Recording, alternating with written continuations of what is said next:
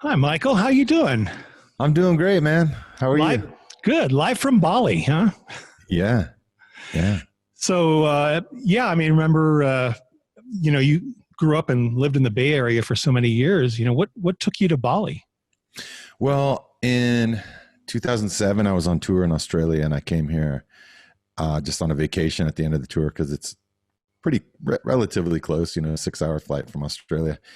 And I loved it here, and I bought a little piece of property here with the intention of building like a retiring, place to retire to. And but I love yoga, and I thought, I'm not going to be able to be here that much, so I'll build a little boutique yoga hotel. So that's what we did. We started with 5 rooms and a yoga studio, and then it's now grown to 32 rooms and a couple different Wow. restaurants and three Oof. different yoga studios. And so it's been, 10 years of doing it. And I always told myself, if music ever fails, like I don't buy cars or jewelry or shoes or anything like that. So I always thought I'm going to put my money into something that if music fails, then I'll have it to rely on, to earn living. Little did I factor in global freaking pandemic into the equation. So we're here. It's just me and my wife and 2-year-old son. Yeah. And, our staff is at like 25% hours now.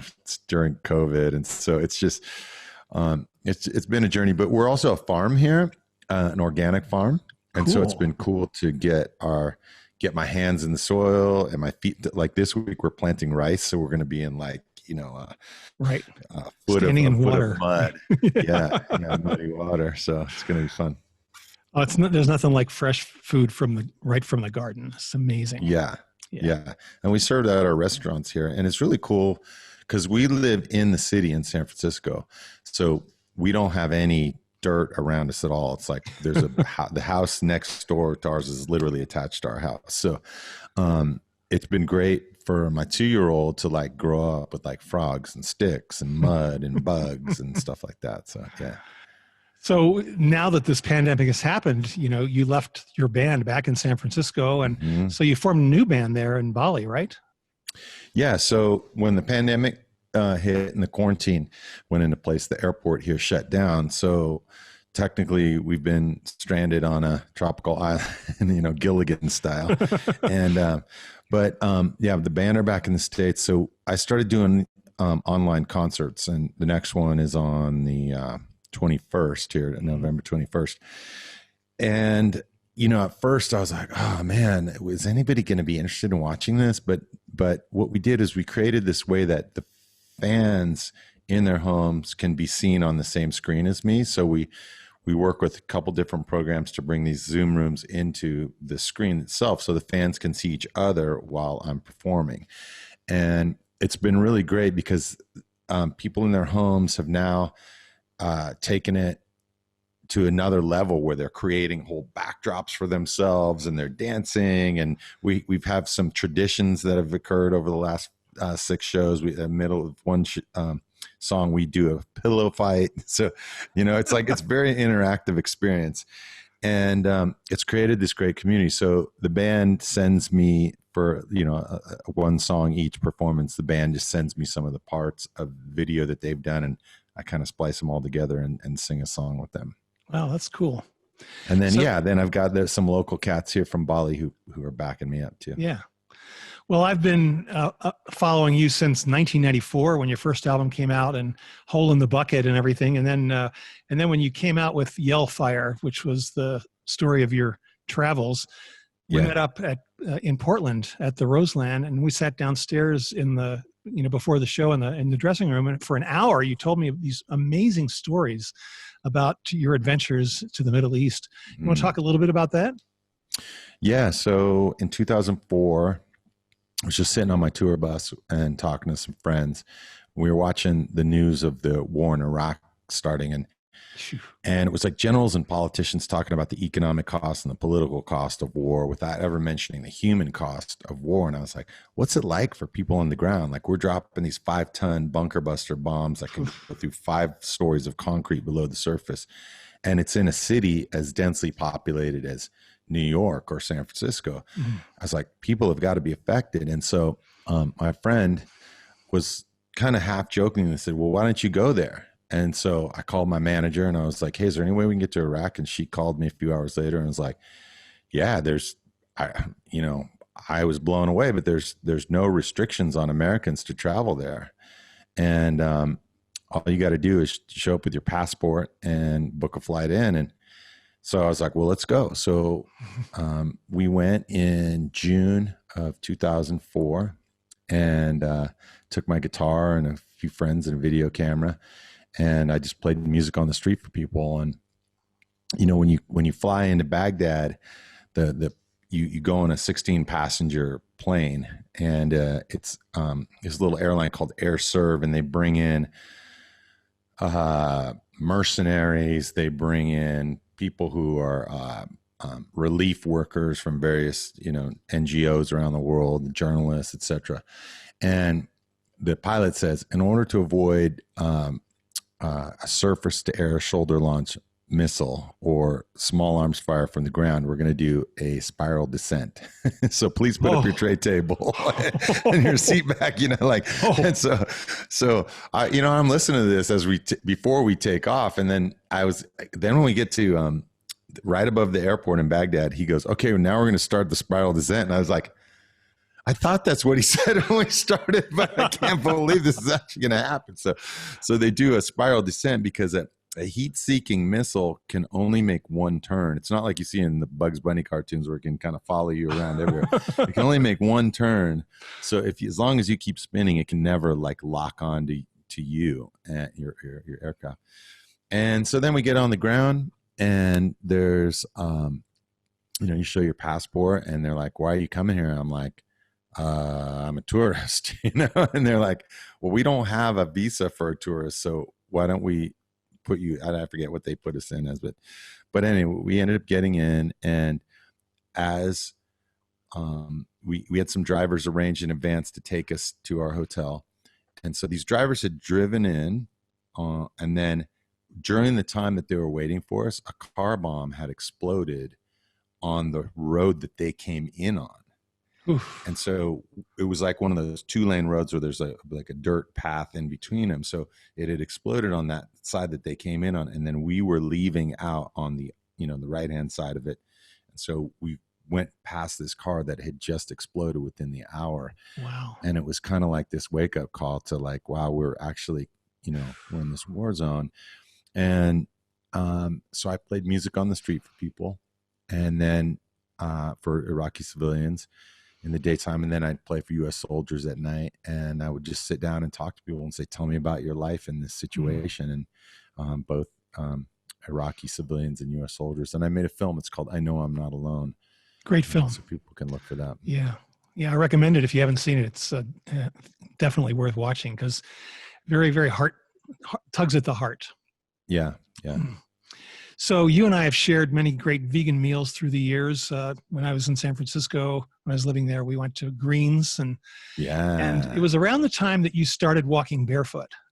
Yeah. And we went to Greens, and you had to slip on some flip-flops. Some flip-flops to go into the restaurant. But so are you still walking barefoot, and talk a little bit about the experience that's like? So I started going barefoot in 2000. So this is my 20th year of being barefoot. And, you know, funny thing is, when I'm in Bali here, people take their shoes off when they go into a building, right? As opposed to putting them on when you go into a building. And so when I'm here, a lot of times I'll wear flip-flops out on the street, just because it's rude to go into somebody's house with, you know, mud off the street on your bare feet. So, but apart from that, and playing basketball, which is something I really love to do, I haven't worn shoes really at all. And the first thing that you learn is that there's no two steps that are alike. When you wear shoes, steps feel pretty similar. You know, you got the layer of socks and layer of your shoes and maybe some rubber or something before you're on the pavement, or before you're on the grass, or before you're on some pebbles or a stick or something, or it's wet or it's cold or it's hot.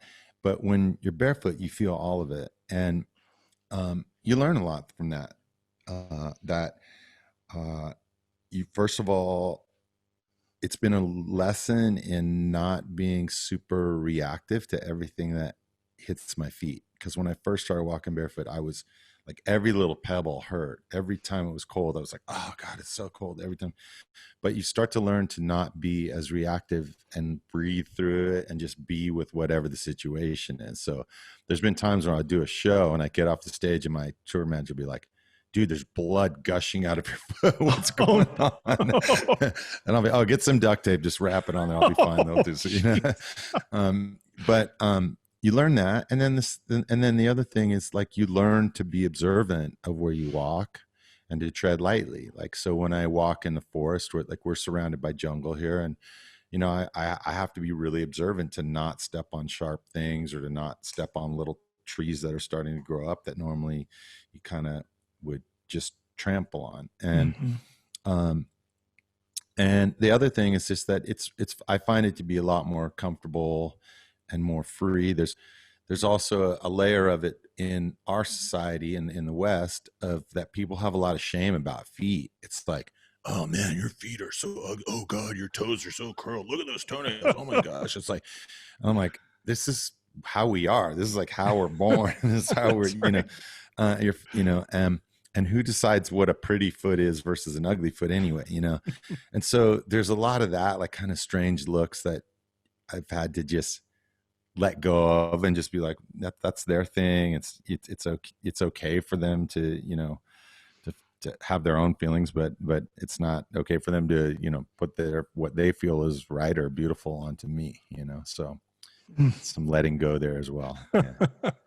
So the last time I saw you was, like, I think 3 years ago at the Pepsi Amphitheater in Flagstaff, doing yoga on the grass, and since then you've married Sarah. You have a 2-year-old now, Taj.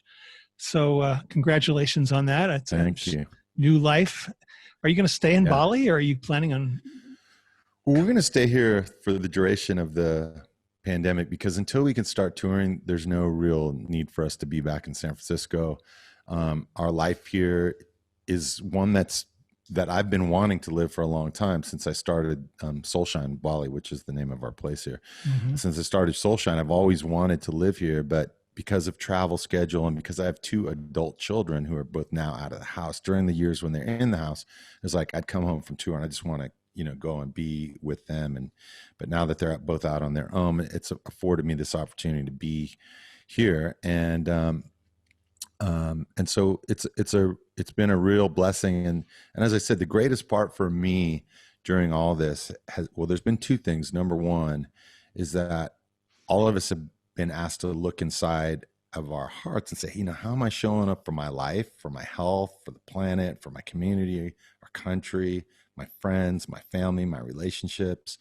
And it's been really a time of intense soul searching. And I've learned so much from that. You know, Sarah and I talk about how in the last 7 months, it feels like we've done 7 years of marriage therapy, you know, because it's just like whatever issues you have when you're in quarantine, they come up, you know, and you got to look at them. And then the second thing is just being here in nature has been great. Like I never imagined my life I'd be a farmer, but like I'm out in the farm doing stuff every day. And I never imagined in my life that I would be, you know, a hotelier. I've always loved hospitality. I've always been in the business of community gathering through music, but this is like a whole new way of community gathering.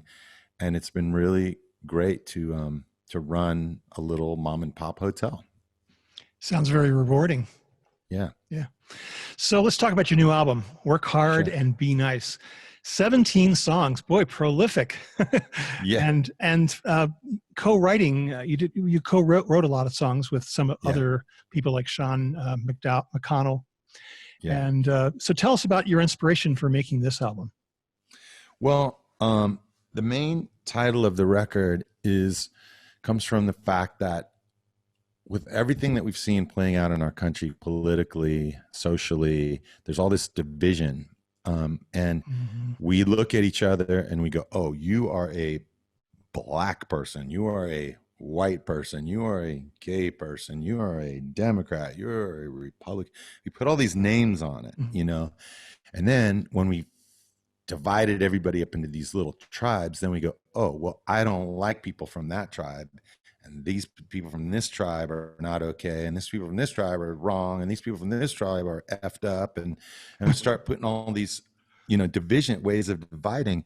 And the internet has done an incredible disservice to us in creating algorithms that specifically reward people for their whatever they click on. And the more you click on something that's Republican, the more it's going to feed you back things that are Republican. You get in this feedback loop. The more you click on something that is pro BLM, the more of those things you're going to get. And it ends up creating this situation in our country where people don't listen to one another. There's more prejudice than ever before. There's more hate crimes than we've ever experienced in the last 20 years. And so it's been painful for me to see that, because my whole goal in music has been to bring people together. So in making this record, I thought, rather than it being a record which is about, overt politics, let's make this be a record that's about values. And I believe that the majority of people in our country and the majority of people around the world, if you told them it's good to work hard at whatever you try, and it's good to be kind to other people, the majority of people would say, hell yeah, I'm down with that, And so that's what I wanted to do, is make songs that were about those kind of values, about how we connect as individuals to other people. And then if we could start there, then perhaps, the conversations can become more nuanced. I have friends and I have fans who are all different political leanings, and if we sit down and we talk about, healthcare, for example, and I'll say, hey, look, we all pay a lot of taxes. Wouldn't it be great if you got something back from your taxes that was more than just like a military, commercial and during your football game? That's like the closest we ever get to like getting something back, And I was like, wouldn't it be great if you just like your healthcare was paid for? Like you pay like X amount of dollars, thousands of dollars a year. Wouldn't it be great if your healthcare was free?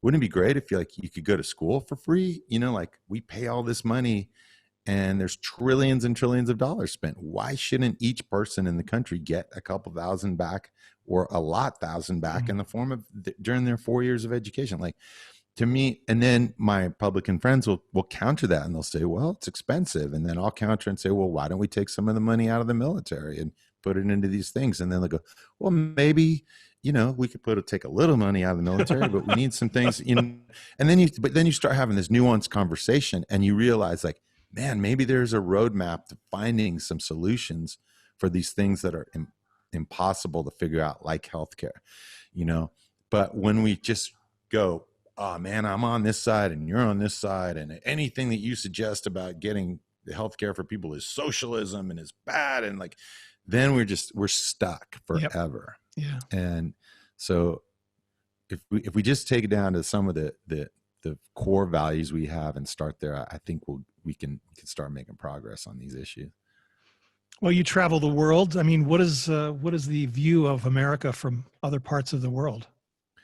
Well, it's a very, again, it's nuanced, because people around the world look to America as this source of freedom and of entertainment and of, when I say freedom, I don't just mean like personal liberties. I mean people who are able to express themselves as entrepreneurs, or people who are creative, people who are artists. And at the same time, people look to America as a place that tramples other nations. And especially with Trump just coming out and saying, America first, like we're not listening to anybody else, we're just going to do our own thing. That was really felt by people around the world. And as I've traveled to other countries, they're like, that's not what we know of America. And so it's been definitely a challenging time, but I would say that the overall impression of America is still just what I said, that there's this incredible nuance of beauty, creativity, and yet there's this other side that people view as a very dark side. Well, bless you for everything you do, Michael. I mean, you really bring a light into the world with your music and your presence. Thank you for everything you do. And Thanks, guys. thank you for stopping by on our Zoom chat here and talking for a few minutes. Really, really love having you here. Yeah, it's awesome to be here. And, we can't wait to get back out on the road, and we look forward to seeing people and Flagstaff. And it's one of my favorite parts of the country to visit, just because the drive in is so spectacular. It doesn't matter from which direction you're entering Flagstaff. The countryside around there is just so immaculate. And it's one of the things that makes me feel so proud as an American to know that we have this country that is so physically beautiful, and that there are so many different ethnic groups of people that make up this country. And I'm proud of all of it. And I really hope that in the next, years to come, that we all can take a sense of purpose and say, hey, how is it that I can bridge gaps in our country? How is it that I can bring more people together? How is it that we can express this love in the form of unity to solve the great issues that are out there today? And there are many that we know.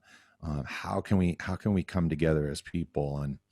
And so, yeah, when I travel on tour, I get to witness it. And that's the one thing I'd like to share is, like, if you haven't had the chance to travel around the country and you are quarantining, right, or you're out of your job, or you're working from online or something, like, get in a car, go drive, go see this country, and fall in love with the beauty of our country again. Yep. My wife, Sherry, and we bought an RV in San Francisco when we left the city, and we traveled the country for 6 months, and we saw some amazing places. We fell in love with so many places, and we ended up in Northern Arizona. So many places we could have chosen, but we decided this is the place we want to be. So I know why. I love it there too. Michael, thank you so much. Michael Franti on KVNA-FM. All right, Dennis. Thanks. All right.